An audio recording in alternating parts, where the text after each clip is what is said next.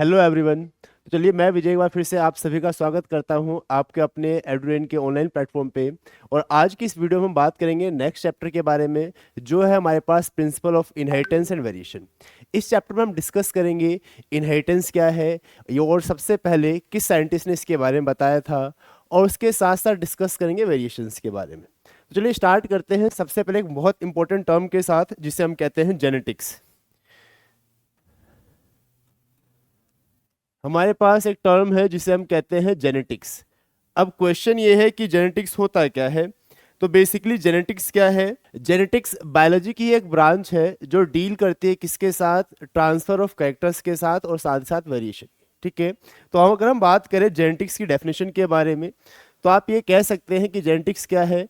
तो it is a branch of biology that deals with the inheritance and variation. अब next question ये है कि ये जो कॉन्सेप्ट है इनहेरिटेंस और वेरिएशन का, दिया किसने था? इस कॉन्सेप्ट को देने वाले जो साइंटिस्ट थे उनका नाम था मेंडल। और इसीलिए हम मेंडल को क्या कहते हैं? फादर ऑफ जेनेटिक्स भी कहते हैं। ठीक है। तो मेंडल जो है, Mendel is known as father of genetics. तो Mendel is known as father of genetics. तो मेंडल को हम क्या कहते हैं? मेंडल को हम कहते हैं father of genetics. Mendel is known as father of genetics. अब हम बात करेंगे यहां पे कुछ स्पेशल टर्म के साथ। चलिए सबसे पहले क्या है, हमारे पास दो टर्म है हमारे पास। एक होता है जी इनहेरिटेंस, एक है हमारे पास inheritance.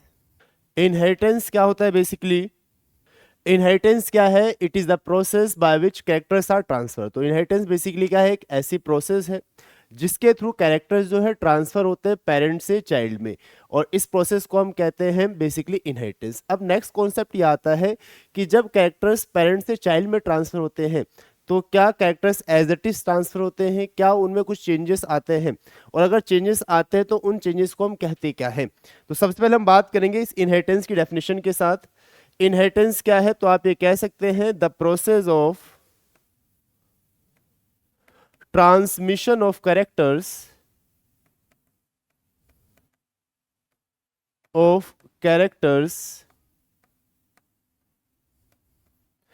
from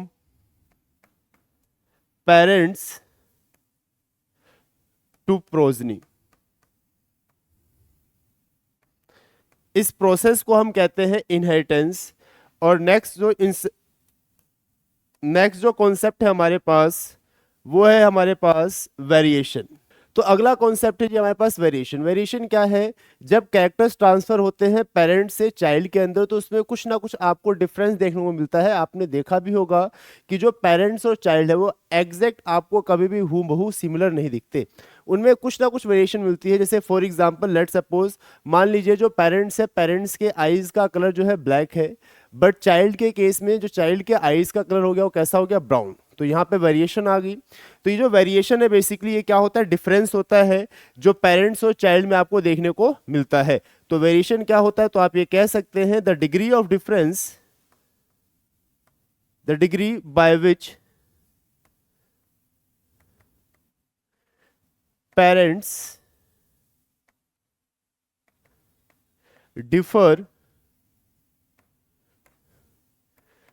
to their progeny और चाइल्ड। तो इसे हम कहते हैं वेरिएशन। तो हमारे पास तीन टर्म डिस्कस किए हमने, एक जेनेटिक्स, एक इनहेरिटेंस और एक वेरिएशन। अब हम बात करेंगे जो जेनेटिक्स का कॉन्सेप्ट है सबसे पहले किसने दिया था? मेंडल ने दिया। ठीक है, मेंडल ने इनहेरिटेंस के बारे में बताया। तो अगला कॉन्सेप्ट ये आता है कि मेंडल ने जो इनहेरिटेंस के बारे में बताया था उसके लिए उसने कुछ ना कुछ एक्सपेरिमेंट परफॉर्म किए होंगे, और मेंडल ने जो अपना एक्सपेरिमेंट परफॉर्म किया हाइब्रिडाइजेशन का, उसके लिए उसने क्या सिलेक्ट किया? P plant. तो अगला क्वेश्चन जो इंपॉर्टेंट क्वेश्चन आता है वो यही आता है कि मेंडल जो है, मेंडल ने पी प्लांट सिलेक्ट किया, तो उस पी प्लांट का साइंटिफिक नेम क्या है? Why he selected P plants. ठीक है, चलिए इन सब बातों को डिस्कस करेंगे आपके साथ। तो नेक्स्ट कॉन्सेप्ट हम डिस्कस करेंगे कि मेंडल ने पी प्लांट सिलेक्ट किया फॉर हिज एक्सपेरिमेंट। तो जो पी प्लांट है, इस पी प्लांट का साइंटिफिक नेम क्या होता है? तो पी प्लांट्स का जो साइंटिफिक नेम होता है that is called pisum sativum.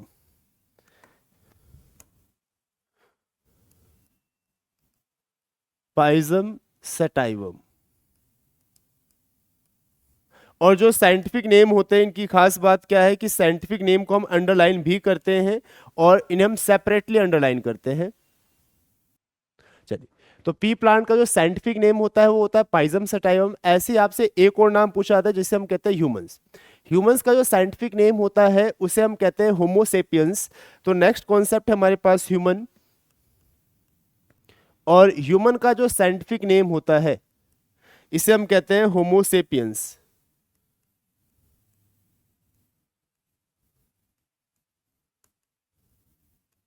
Homo sapiens.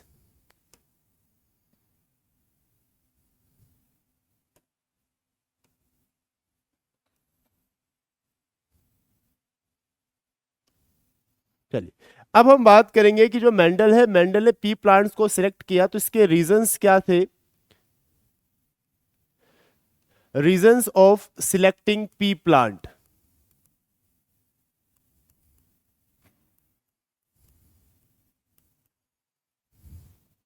Mendel selected P plants, तो इसके क्या क्या रीजंस थे ये डिस्कस करेंगे। इसका सबसे पहला रीजन क्या था कि जो पी प्लांट्स होते हैं इनकी लाइफ स्पैन बहुत छोटी होती है, they have short life span. और इससे बेनिफिट क्या होगा, इससे मेंडल को जो रिजल्ट थे वो बहुत कम ड्यूरेशन में ही मिल जाते थे। तो सबसे पहला जो रीजन था वो यही था कि जो पी प्लांट्स होते हैं दे हैव शॉर्ट लाइफ स्पैन। इसका जो दूसरा रीजन होता है वो रीजन क्या होता है कि जो आपके पास पी प्लांट्स होते हैं दे हैव बाइसेक्सुअल फ्लावर्स, यानी इसका मतलब क्या, इनके पास जो फ्लावर्स होंगे उसमें मेल और फीमेल दोनों पार्ट प्रेजेंट होंगे। इसके साथ साथ कि जो पी प्लांट्स होते हैं इनके पास जितने भी कैरेक्टर्स होते हैं they are all distinguishable from each other. It means they have distinguishable characters.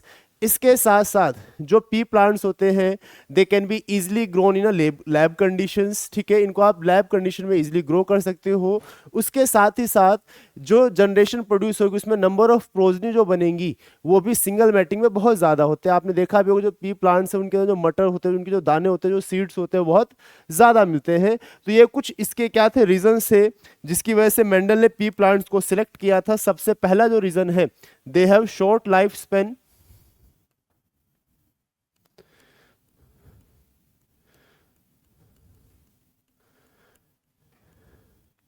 Second reason क्या है, number of progeny are more in single mating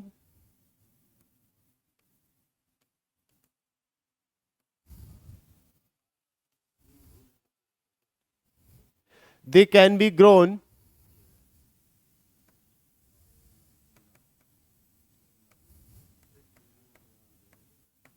in lab conditions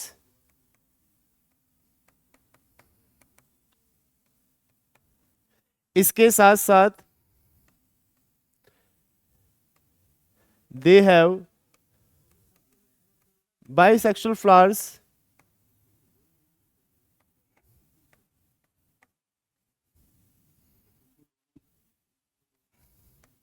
they contains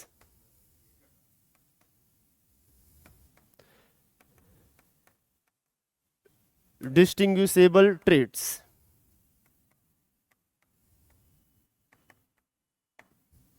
ये कुछ रीजंस थे जिसकी वजह से मेंडल ने पी प्लांट को सिलेक्ट किया अपने एक्सपेरिमेंट के लिए।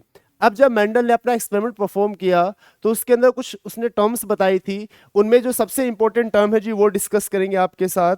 उन्होंने सबसे पहले जो टर्म दी, मेंडल ने बोला कि जब भी कैरेक्टर ट्रांसफर होते हैं पेरेंट से चाइल्ड में, तो पेरेंट से चाइल्ड में जो कैरेक्टर ट्रांसफर होते हैं,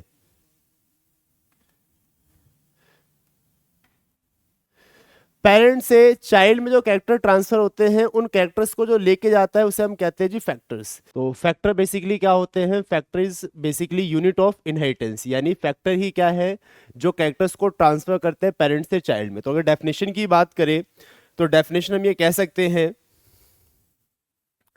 कि फैक्टर क्या है, factors are unit of inheritance.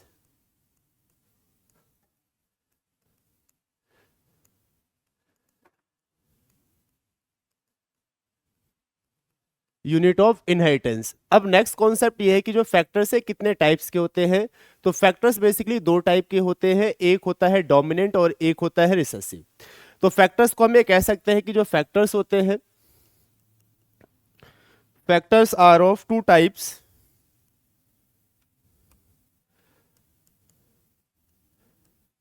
Factors are of two types, that is dominant and recessive। तो फैक्टर्स के बेसिकली दो टाइप होते हैं, एक होता है डोमिनेंट फैक्टर, सेकंड होता है रिसेसिव फैक्टर। वहीं अगर हम बात करें डोमिनेंट फैक्टर्स की, तो डोमिनेंट फैक्टर्स को हम जनरली कैपिटल लेटर से रिप्रेजेंट करते हैं, और अगर हम बात करें रिसेसिव फैक्टर की तो उसे हम बेसिकली स्मॉल लेटर से रिप्रेजेंट करते हैं। तो अगर हम बात करें डोमिनेंट लेटर की, तो dominant letter, dominant factor is represented bye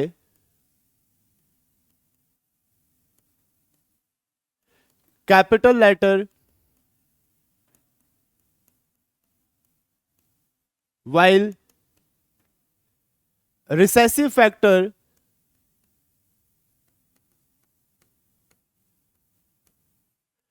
is represented by small letter। इसके साथ साथ अगर नेक्स्ट इंपॉर्टेंट बात करें, जो फैक्टर्स है इन्हीं फैक्टर को बाद में नाम दिया गया जीन्स का, और ये जो जीन वर्ड है ये जिस साइंटिस्ट ने कॉइन किया that was Johnson. Johnson was the scientist who coined the term gene for factors. The term gene was coined by Johnson in 1909। तो जो फैक्टर्स थे बेसिकली इन्हीं फैक्टर्स को बाद में जीन का नाम दिया गया। जो मेंडल ने बोला कि फैक्टर्स ट्रांसफर होते हैं, बाद में बोला गया कि जीन ट्रांसफर होते हैं एक्चुअल में पेरेंट से चाइल्ड में, जो कैरेक्टर्स को कैरी करते हैं। उसके बाद एक और टर्म आई हमारे पास which is known as allele. तो जो नेक्स्ट टर्म है हमारे पास उसे हम कहते हैं एलील। अब कॉन्सेप्ट क्या है कि ये एलील क्या होते हैं बेसिकली, तो alleles are different forms of a gene. Gene के ही डिफरेंट फॉर्म्स होते हैं जिन्हें हम एलील कहते हैं। तो नेक्स्ट इंपॉर्टेंट कॉन्सेप्ट है एलील्स। एलील्स क्या है हमारे पास, तो different form of a gene. किसी भी जीन की जो डिफरेंट फॉर्म्स होती है उसी को हम क्या कहते हैं, एलील्स कहते हैं। अब हमारे पास जो एलील्स है ये बेसिकली प्रेजेंट कहाँ होते हैं, तो एलील्स जो है प्रेजेंट होते हैं होमोलोगस क्रोमोसोम्स पे, और इन एलील्स की जो फॉर्म होती है वो सेम लोकस पे, यानी होमोलोगस क्रोमोसोम के अंदर भी सेम लोकस होगा, उनका सेम रीजन होगा। अब कॉन्सेप्ट क्या है कि ये होमोलोगस क्रोमोसोम्स क्या होते हैं। होमोलोगस क्रोमोसोम क्या होते हैं, बेसिकली एक ही पेयर के क्रोमोसोम होते हैं, एक ही पेयर के क्रोमोसोम। जैसे आप देखिए कभी आप शूज वगैरह खरीदने जाए, चप्पल लेने जाते हैं दुकानों में, तो क्या करते हैं आप, जब शूज लेते हैं तो आप देखते हैं उनके जो नंबर्स होते हैं वो मैच होते हैं। अगर आप शूज खरीद रहे हैं 5 नंबर का, तो बेसिकली दोनों ही जो शूज पेयर के अंदर जो शूज होंगे दोनों के नंबर क्या होंगे, सेम ही होंगे। तो सेम लॉजिक यहाँ पे होमोलोगस क्रोमोसोम की अगर हम बात करें, तो होमोलोगस क्रोमोसोम्स क्या होते हैं, बेसिकली ऐसे क्रोमोसोम्स के पेयर होते हैं जो बिल्कुल सिमिलर होते हैं। तो नेक्स्ट पॉइंट जो है हमारे पास जो एलील्स होते हैं, जो हमारे पास एलील्स होते हैं, एलील्स क्या होते हैं ये भी आपको होमोलोगस क्रोमोसोम पे ही मिलेंगे। तो alleles are found on the same locus. Locus का मतलब होता है रीजन, या इसी को हम लोकाई भी कहते हैं, ठीक है। On the same locus of homologous chromosomes. तो आपके पास जो एलील्स मिलते हैं, एलील्स कहाँ होते हैं, तो ये होमोलोगस क्रोमोसोम पे पाए जाते हैं, और इनकी जो लोकेशन होगी वो सेम प्लेस पे होगी, ठीक है। इसे हम कहते हैं बेसिकली एलील्स। अब अगला जो कॉन्सेप्ट आता है ये हो गया जी हमारे पास एलील्स का। कहते हैं जो जीन है, जीन के डिफरेंट फॉर्म्स होती है एलील्स की। अब ये एलील्स एक जैसे भी हो सकते हैं और एक दूसरे से अलग भी होते हैं। अगर एलील्स जो है सिमिलर है, एक जैसे हैं, तो उस कंडीशन को हम कहते हैं होमोजाइगस कंडीशन। वहीं अगर एलील्स अलग अलग हैं, यानी एक दूसरे से डिसिमिलर हैं, तो उसे हम कहते हैं हेट्रोजाइगस कंडीशन। तो एलील्स के बेसिस पे ही हमारे पास दो डिफरेंट टर्म्स आती हैं।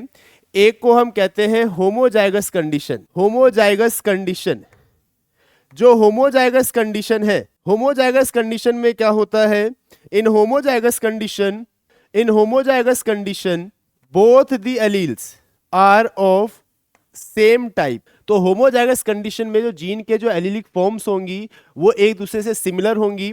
अगर हम एग्जांपल की बात करते हैं तो मेंडल ने जो लेटर लिए थे वो थे capital T capital T, for example अगर जीन की ले लेते हैं, या फिर स्मॉल टी स्मॉल टी। तो यहाँ पे दो एलील्स है, अगर हम बात करें कैपिटल टी तो वहां पे दोनों एलील्स क्या है, सिमिलर है। अगर हम बात करते हैं स्मॉल टी तो वहां भी क्या है, दोनों ही एलील्स आपको सिमिलर फॉर्म में दिख रहे हैं। तो ये कंडीशन है होमोजाइगस कंडीशन। नेक्स्ट है हमारे पास हेट्रोजाइगस कंडीशन। अगर हम बात करें इस हेट्रोजाइगस कंडीशन की, नेक्स्ट कंडीशन है हमारे पास हेट्रोजाइगस कंडीशन। तो हेट्रोजाइगस कंडीशन में क्या होगा, both the alleles are of dissimilar, ठीक है, जो दोनों ही एलील्स होंगे क्या होंगे, वो अलग अलग होंगे। तो in heterozygous condition both the alleles are different. तो हेट्रोजाइगस कंडीशन में दोनों ही एलील्स डिफरेंट होते हैं। एग्जाम्पल के लिए हमने पेयर ऑफ एलील लिया है जिसमें एक एलील है कैपिटल टी, दूसरा एलील है स्मॉल टी। तो यहां पे जो दोनों एलील से पेयर में वो क्या है, डिफरेंट है। तो ऐसी कंडीशन को कहते हैं हम हेट्रोजाइगस। अब मेंडल ने इनहेरिटेंस को शो करने के लिए जो टोटल जो कैरेक्टर्स लिए थे वो थे काउंटिंग में 7, ठीक है। मेंडल ने टोटल 7 कैरेक्टर्स पे स्टडी की थी इन अ पी प्लांट। तो हम यहाँ पे अब डिस्कस करेंगे उन 7 कैरेक्टर्स के बारे में, और साथ ही साथ उन 7 कैरेक्टर्स की डिफरेंट जो फॉर्म्स होती है वो भी डिस्कस करेंगे। तो मेंडल ने जो 7 कैरेक्टर्स लिए थे, एक बार उनकी हम टेबल फॉर्म में देखते हैं कि क्या क्या थे वो कैरेक्टर्स। सबसे पहला जो कैरेक्टर था वो था हाइट ऑफ अ प्लांट, और मेंडल ने जो हाइट की जो डिफरेंट फॉर्म्स देखी थी उनमें से एक थी टॉल की कंडीशन और दूसरी कंडीशन थी ड्वार्फ। यानी मेंडल ने जो पी प्लांट ऑब्जर्व किए उसमें या तो प्लांट टॉल थे या फिर प्लांट ड्वार्फ थे। तो हाइट की अगर हम बात करें तो हाइट में दो ही कंडीशंस थी हमारे पास, आइदर टॉल की कंडीशन या ड्वार्फ। दूसरा था शेप ऑफ अ सीड, जो सीड थे उनकी क्या शेप थी, तो उनकी भी दो फॉर्म थी बेसिकली, एक राउंड एक रिंकल्ड। इसके साथ साथ जो थर्ड कंडीशन थी वो थी हमारे पास कलर ऑफ अ सीड, और जो सीड के कलर थे इसकी भी दो फॉर्म्स थी, एक थी हमारे पास येलो और एक थी हमारे पास ग्रीन। ऐसे ही मेंडल ने जो नेक्स्ट कैरेक्टर डिस्कस किया वो था कलर ऑफ अ फ्लावर, और जो फ्लावर के कलर थे वो दो थे बेसिकली, एक वॉयलेट और एक वाइट। सेम ऐसे ही अगर बात करें नेक्स्ट पॉइंट की, तो नेक्स्ट था हमारे पास position of a flower. Next जो कैरेक्टर था वो था हमारे पास पोजीशन ऑफ अ फ्लावर, और जो फ्लावर की जो पोजीशन थी वो दो थी बेसिकली, एक था इनमें एक्सियल और दूसरी कंडीशन थी टर्मिनल। ऐसे ही मेंडल ने जो नेक्स्ट कैरेक्टर लिया वो था shape of a pod. Shape of pod दो टाइप के थे हमारे पास, एक इन्फ्लेटेड और एक कॉन्स्ट्रिक्टेड। ऐसे ही मेंडल ने जो लास्ट में कंडीशन डिस्कस की वो थी हमारे पास कलर ऑफ अ पोड। तो कलर ऑफ पोड की अगर बात करें तो यहां दो डिफरेंट कलर्स थे बेसिकली पोड के, एक था ग्रीन कलर और एक था येलो। तो बेसिकली ये टोटल 7 कैरेक्टर्स थे जिनके ऊपर मेंडल ने स्टडी की थी, और मेंडल ने ये बताया कि कैसे कैरेक्टर ट्रांसफर होते हैं। तो मेंडल ने अलग अलग कंडीशंस ली थी और उन अलग अलग कंडीशंस के ऊपर उसने अलग अलग क्रॉसिंग करवाई और वहां से उसने डिफरेंट लॉज भी दिए।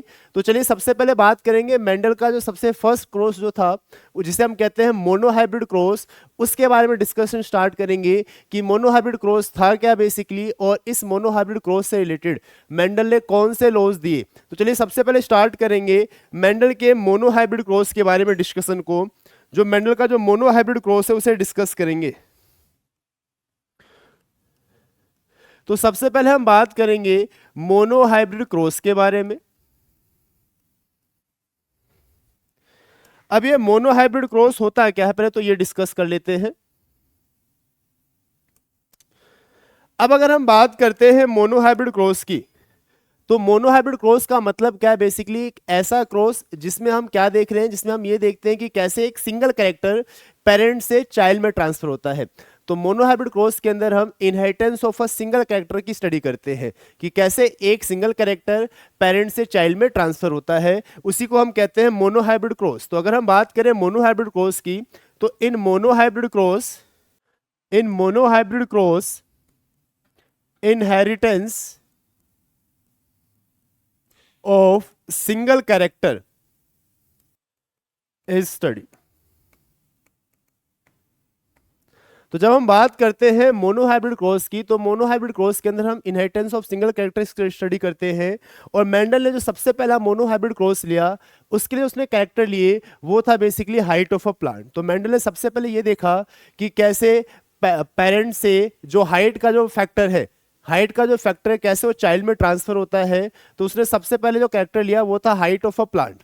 और अभी हमने डिस्कस किया है कि हाइट के केसेस में अगर हम बात करें, तो हाइट के केसेस में दो कंडीशन है। अगर हम बात करते हैं हाइट ऑफ अ प्लांट, तो हाइट ऑफ अ प्लांट के केसेस में आपको दो कंडीशंस मिलती हैं। हाइट ऑफ अ प्लांट के केसेस में दो कंडीशन मिलती है। एक होता है टॉल प्लांट और एक होता है ड्वार्फ प्लांट। तो ये जो कैरेक्टर है, ये बेसिकली कहां प्रेजेंट होगा, ये कैरेक्टर जीन पे प्रेजेंट होगा। और हमें पता है जी जीन की डिफरेंट फॉर्म्स होती हैं जिन्हें हम एलील्स कहते हैं। तो मेंडल ने जो टॉल प्लांट था उसके लिए जो एलील्स यूज किए, लेटर जो यूज किए, दैट वाज कैपिटल टी। और ड्वार्फ के जो कंडीशन यूज की, दैट वाज स्मॉल टी। तो मेंडल ने यहाँ पे क्या किया, मेंडल ने डिफरेंट प्लांट्स लिए, जिनमें से कुछ प्लांट्स टॉल थे, कुछ प्लांट ड्वार्फ थे।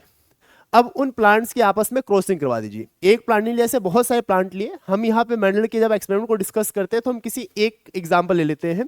तो मेंडल ने ऐसे बहुत सारे प्लांट्स लिए, जिनमें से कुछ प्लांट टॉल थे और कुछ प्लांट ड्वार्फ थे। अब उन्होंने क्या किया, टॉल प्लांट और ड्वार्फ प्लांट की आपस में क्रॉसिंग करवाई, और क्रॉसिंग के बाद जो रिजल्ट आया उससे कुछ उन्होंने कंक्लूजन दिए। चलिए अब उसके क्रॉसिंग को डिस्कस करेंगे। तो मेंडल ने क्या किया, आपके पास टॉल प्लांट लिए हैं,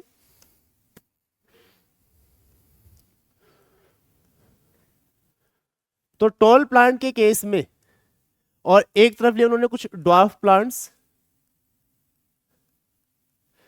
अब उन्होंने जो टॉल प्लांट्स लिए, टॉल प्लांट्स के केस में जो एलील सिलेक्ट किए, वो जो एलील थे वो थे कैपिटल टी।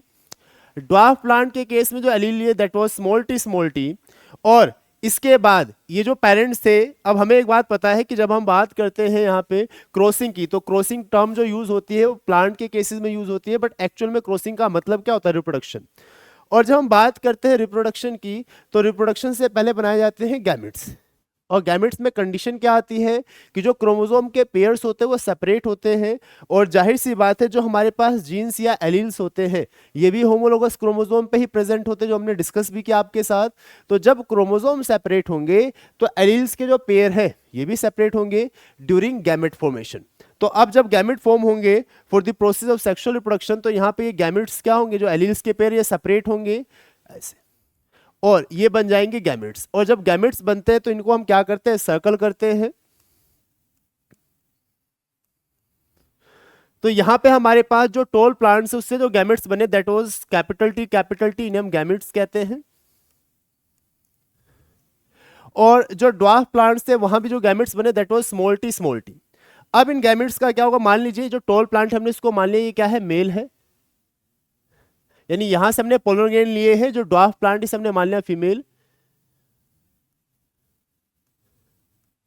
जो मेल की कंडीशन, इसका सिंबल जो होता है बेसिकली वो ये होता है, और फीमेल का सिंबल होता है ये। तो अब मेल प्लांट से जो आपके पास गैमेट आएंगे, ये कैसे होंगे, पोलर गेन होंगे, ठीक है। और यहां से एम्ब्रियो सैक होगा, ठीक है। अब क्या होगा, जब फर्टिलाइजेशन करवाएंगे तो गैमेट्स फ्यूज होंगे। तो ये मेल गैमेट किसके साथ फ्यूज करेंगे, फीमेल गैमेट के साथ। तो अगर लेट सपोज ये कैपिटल टी फ्यूज करता है स्मॉल टी के साथ, तो अब जो पेयर बनेगा उसमें एक कैपिटल टी का एलील आएगा और एक स्मॉल टी का। सेम कंडीशन यहां भी हो सकती है, मे बी ये कैपिटल टी इस स्मॉल टी के साथ फ्यूज कर जाए तो भी कैपिटल टी स्मॉल टी ही बनेगा, और अगर ये कैपिटल टी इसके साथ फ्यूज करता है तो भी कंडीशन सेम ही रहेंगी। तो इन सभी कंडीशन में जो आपके पास पेयर बना वो कैसा बना, कैपिटल टी स्मॉल टी। तो मेंडल ने भी क्या देखा कि जब उसने क्रॉसिंग करवाई टॉल प्लांट की ड्वार्फ प्लांट्स के साथ, और उसके बाद जो सीड बने यानी जो F1 जनरेशन बनी, जब उसने इन F1 जनरेशन को, जब उसने इस F1 जनरेशन को यानी सीड को सोइल में लगाया, तो ये देखता है कि जितने भी प्लांट्स आ रहे हैं F1 जनरेशन के अंदर, वो सारे के सारे जो प्लांट्स है वो किस कंडीशन में है, टॉल है। बट उसे यहां से एक रिजल्ट मिला कि भाई इस F1 जनरेशन के अंदर जो एलील्स के पेयर थे वो तो दोनों ही थे, कैपिटल टी भी थे स्मॉल टी भी थे, लेकिन इसके अंदर जो F1 जनरेशन जो प्लांट्स है वो सारे के सारे टॉल मिले। ऐसा क्या दिक्कत है जी, ऐसी क्या बात हो गई यहाँ पे। तो ये जो F1 जनरेशन थी, जब उसने इसे देखा तो उसने क्या देखा कि सारे के सारे इस F1 जनरेशन में जो कंडीशन है जिसे हम कहते हैं फिनोटाइप। फिनोटाइप का मतलब क्या है, जब उसने इन प्लांट्स को देखा तो उसे ये देखने को मिला कि सारे प्लांट्स कैसे दिख रहे हैं, टॉल दिख रहे हैं। मतलब ये सारे सारे का जो मॉर्फोलॉजिकल जो आप इनको देखोगे बाहर से कैसे दिखाई देंगे, टॉल प्लांट। तो ये सारे के सारे प्लांट कैसे थे, ऑल प्लांट्स आर टॉल।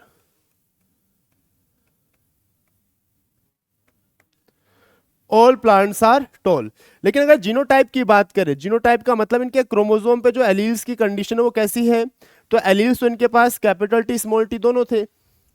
तो यानी यहां पे जो रिजल्ट मिला उसे मेंडल को, उसके थिंकिंग के बिल्कुल अपोजिट था। उसने क्या देख सोचा कि भाई इनके पास एलील जो है वो दोनों, ये कैपिटल टी भी है स्मॉल टी भी है, तो इसके अकॉर्डिंग जो कंडीशन है, इस कंडीशन के अकॉर्डिंग जो प्लांट होना चाहिए था वो दोनों के मीडियम साइज का होना चाहिए था। बट यहाँ पे उसे क्या देखने को मिला कि प्लांट कैसा मिला, toll.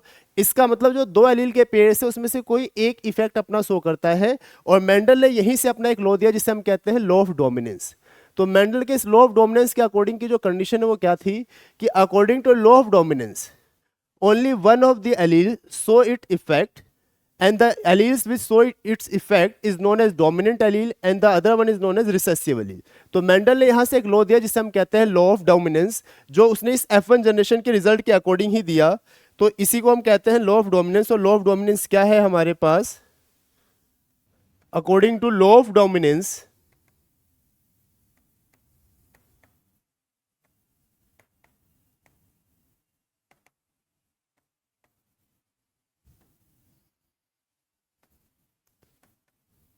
only one of the two allele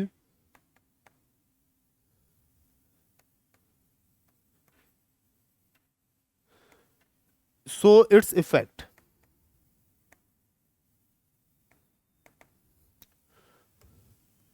An allele which show its effect is called dominant while the other is called recessive। तो ये मेंडल ने पहला लॉ दिया इस लॉ ऑफ डोमिनेंस, ठीक है। इसके साथ साथ मेंडल ने यहाँ पे एक और लॉ प्रपोज किया। वो लॉ क्या था जी, उस लॉ के अकॉर्डिंग जब भी गैमेट्स बनते हैं, तो आप यहाँ देखिए गैमेट्स फॉर्मेशन के टाइम पे जो एलील्स है वो सेपरेट हो रहे हैं, और उसके बाद जब फर्टिलाइजेशन होता है या क्रॉसिंग होती है तो क्रॉसिंग के बाद वापस से वो क्या होता है, रीयूनाइट हो जाते हैं। तो मेंडल ने यहीं से एक लॉ दिया जिसे हम कहते हैं लॉ ऑफ सेग्रीगेशन या फिर law of purity of gametes, ठीक है। लॉ ऑफ सेग्रीगेशन या law of purity of gametes क्या कहता है कि जब भी गैमेट्स फॉर्म होंगे तो एलील्स के जो पेयर है वो सेपरेट आउट हो जाएंगे, और आफ्टर क्रॉसिंग वो फिर से क्या हो जाएंगे, रीयूनाइट हो जाएंगे। तो यहां से मेंडल ने एक और लॉ दिया जिसे हम कहते हैं लॉ ऑफ सेग्रीगेशन और law of purity of gametes, ठीक है। तो सेकंड जो लॉ दिया यहां पे वो था हमारे पास लॉ ऑफ सेग्रीगेशन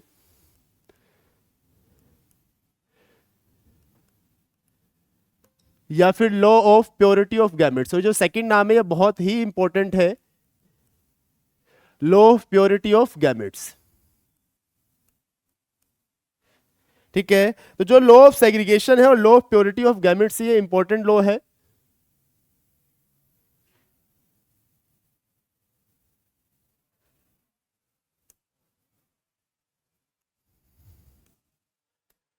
ठीक है, अब ये लॉ ऑफ सेग्रीगेशन या law of purity of gametes क्या कहता है ये डिस्कस करते हैं।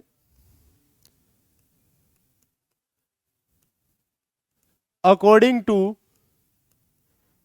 Law of segregation,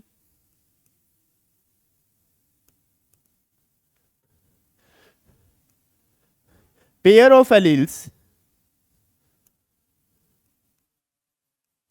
pair of alleles get separate and reunite again after crossing। ठीक है, इसके साथ साथ दो इंपॉर्टेंट टर्म और डिस्कस करनी है आज की इस क्लास में। ठीक है, वो दो इंपॉर्टेंट टर्म क्या हमारे पास, एक है फिनोटाइप और एक है जीनोटाइप।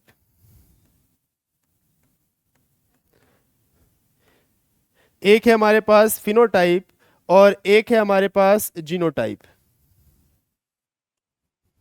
ठीक है, फिनोटाइप क्या होता है बेसिकली, तो फिनोटाइप वो कैरेक्टर है जो आपको बाहर से अपीयर होते हैं फॉर ए गिवन कैरेक्टर। ठीक है जी, फिनोटाइप क्या होते हैं, ऐसे कैरेक्टर्स जो आपको बाहर से ऑब्जर्व हो जाते हैं, तो उन्हें हम कहते हैं फिनोटाइप। तो फिनोटाइप क्या है, it is a morphological appearance,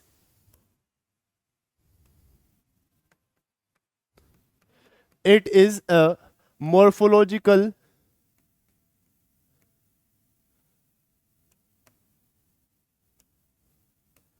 logical और external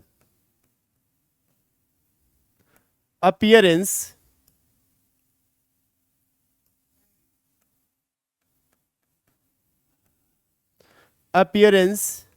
of an organism for given character। इसे हम कहते हैं फिनोटाइप। और नेक्स्ट है हमारे पास जीनोटाइप, तो it is a genetical appearance of an organism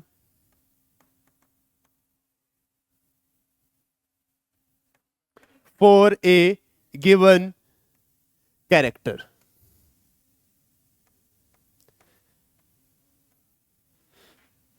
appearance के साथ साथ आप यह कहते हैं कॉम्बिनेशन भी।